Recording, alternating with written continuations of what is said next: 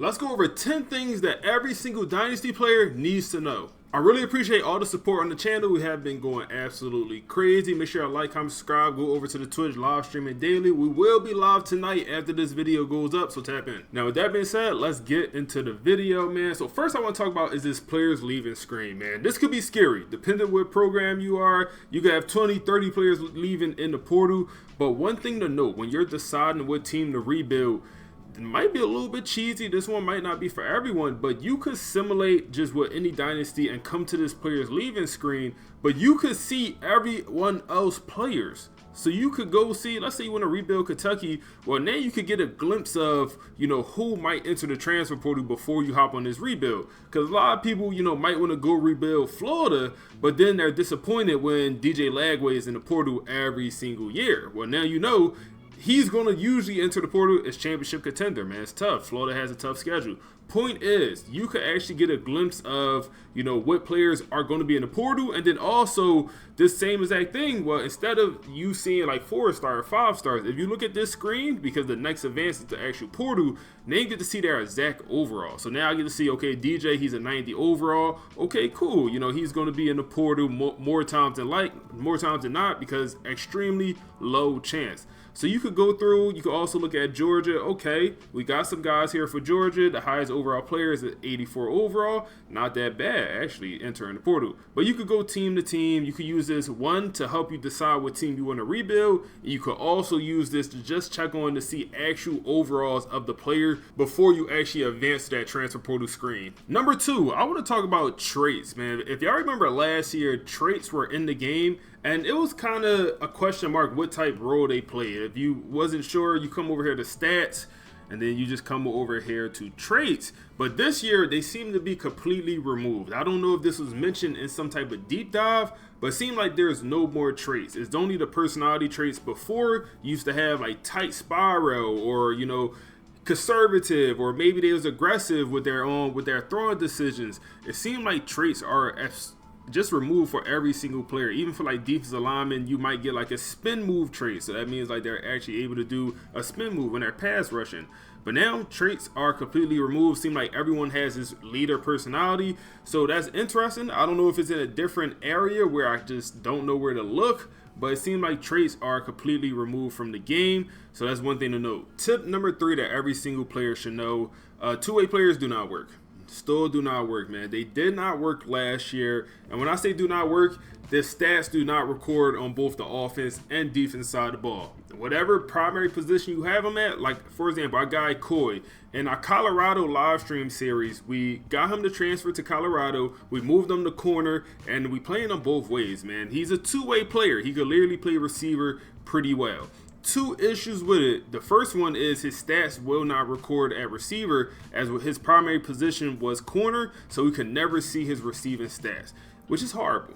It was like that last year. You had Travis Hunter, you could never see his stats on corner because he was starting off at receiver. So still same exact issue. And then also we ran into this.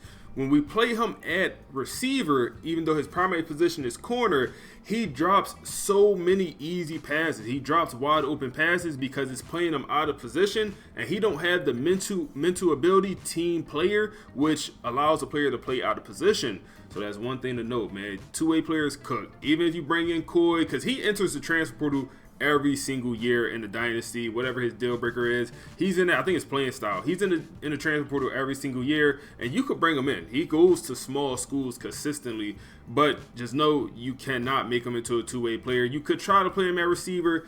In our Dynasty, he had like 88 catching, and he still was dropping wide open passes super consistently.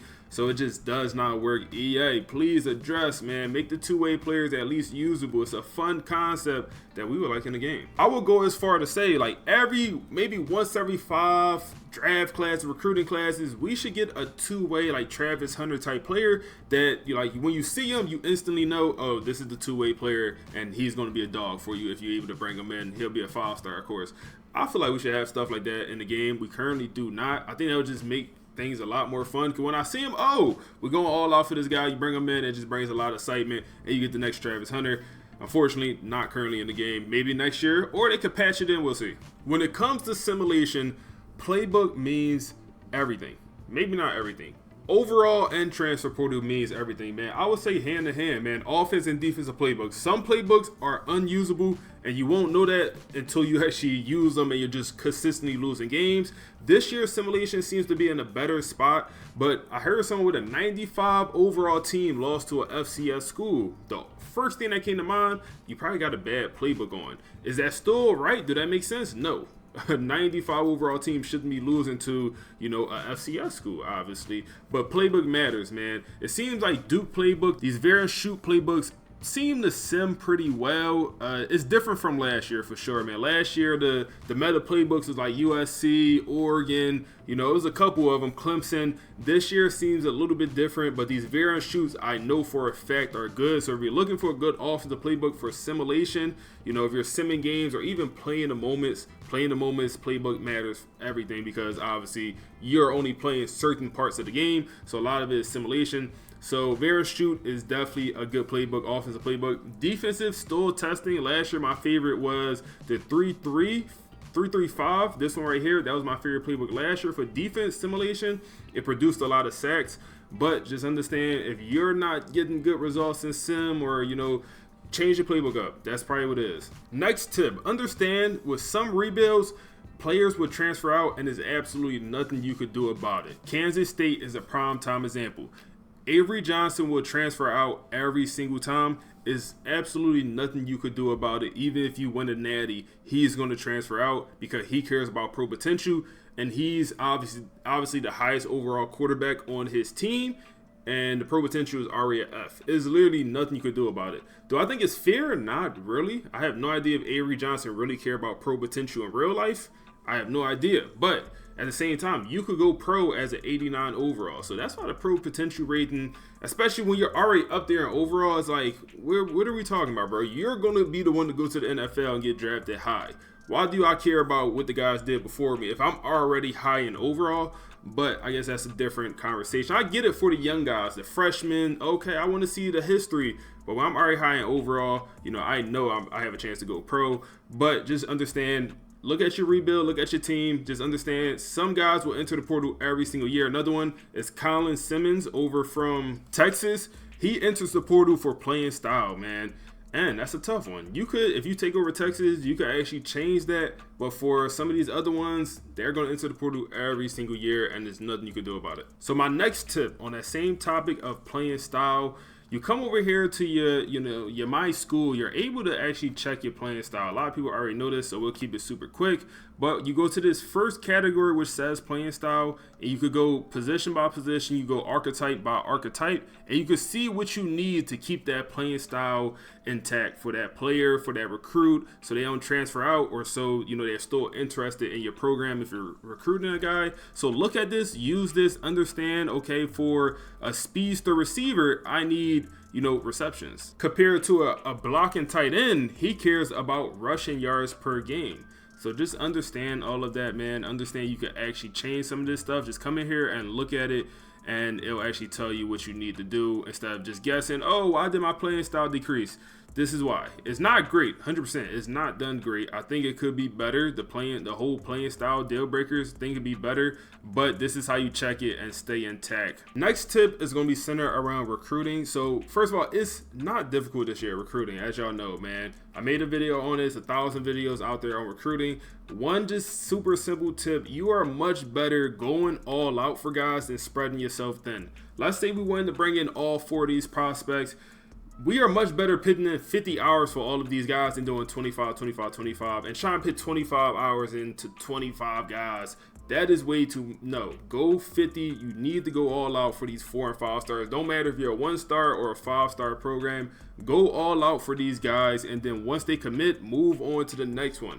Don't put 25 hours into no 4 or 5-star. That's not working. You need to put 50 and max out, and you need to do visits, especially as a small school. But just to keep that short and simple, max out, don't spread yourself thin. Next thing, we dropped the video on this, I believe yesterday. Do not do position changes, man. For freshmen at least. Do not change a freshman position. You'll have your freshmen get the campus on National Signing Day, and under that you'll have the position changes. Do not change any freshmen. It completely cooks their skill skill caps for now. It needs to be patched. I think it's some type of glitch. Do not touch position changes. I wouldn't even touch it at all, man. Just move guys around the depth chart, but don't move freshmen around. If you have athletes, I suggest just keeping them at the same position that they started off with.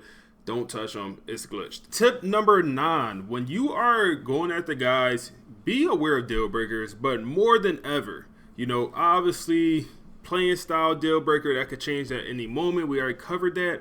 But like a deal breaker like this, coach prestige, pay attention to this. Is that a C+? We are Texas State in this situation.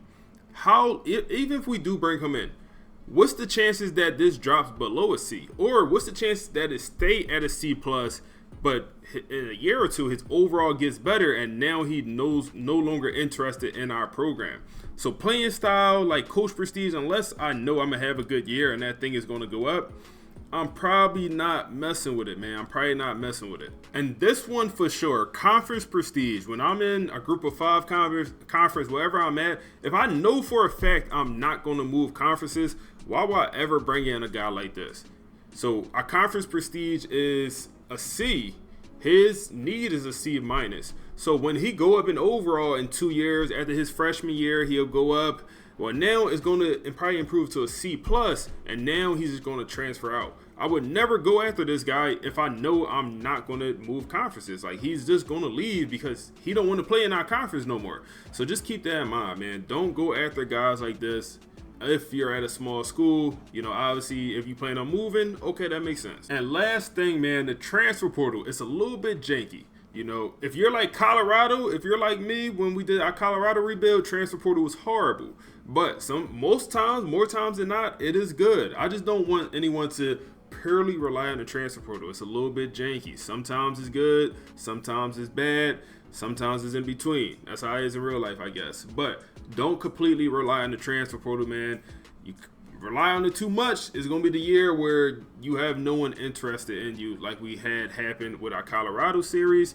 So just don't rely on it too much, man. Always rely more on on high school, and then, you know, fill the rest of your class with transfer portal guys. In my case with Colorado, I wanted to get a transfer portal quarterback because, you know, we needed a quarterback. Our guy graduated. Julian Lewis still was low in overall, so I'm like, okay, we're going to bring in a transfer. We literally had 0 transfer quarterbacks we could even talk to at all. From 1 to 5 stars, 4 stars, none of them was interested, so just don't rely on it. You might get burned. But that's all I got for y'all boys today, man. If y'all enjoyed this style of content, like, comment, subscribe. I appreciate y'all boys, man. We live over on Twitch tonight. And click the video on the screen now for my Purdue rebuild. We're going crazy. Appreciate y'all.